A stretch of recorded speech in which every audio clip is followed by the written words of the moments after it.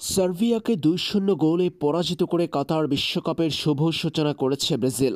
গোলশূন্য প্রথমার্ধের পর দ্বিতীয়ার্ধে সার্বিয়ার জালে ১০ মিনিটের ব্যবধানে একে একে দুইবার বল পাঠিয়েছে রিচার্লিসন। তাতেই ২-০ গোলের জয় নিশ্চিত হয় সেলেসাওদের।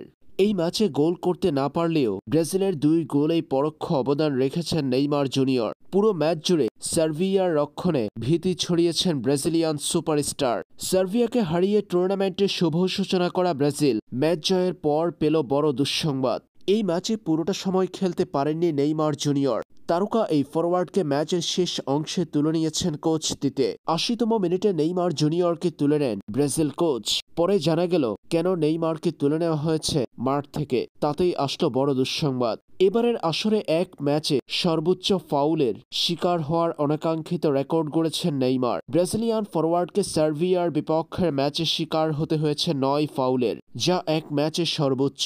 তাতেই নেইমার জুনিয়র গুরুতর আঘাত পেয়েছেন পায়ে। মাঠ থেকে উঠে যাওয়ার পর ব্রাজিলিয়ান ফরোয়ার্ডের পায়ের যে চিত্র দেখা গেল তাতে দুশ্চিন্তার ভাঁজ পড়েছে ব্রাজিল ভক্তদের কপালে। নেইমার জুনিয়রের ডান পায়ের গোড়ালি অনেকটা অংশ ফুলে গেছে, যার জন্য ৮০তম মিনিটে মাঠ থেকে তুলে নেওয়া হয় তাকে। ব্রাজিলের ম্যাচ শেষে নেইমার জুনিয়রকে সাইড বেঞ্চে বসে কাঁদতে দেখা গেছে। এ সময় ব্যথায় কাঁদছিলেন নেইমার।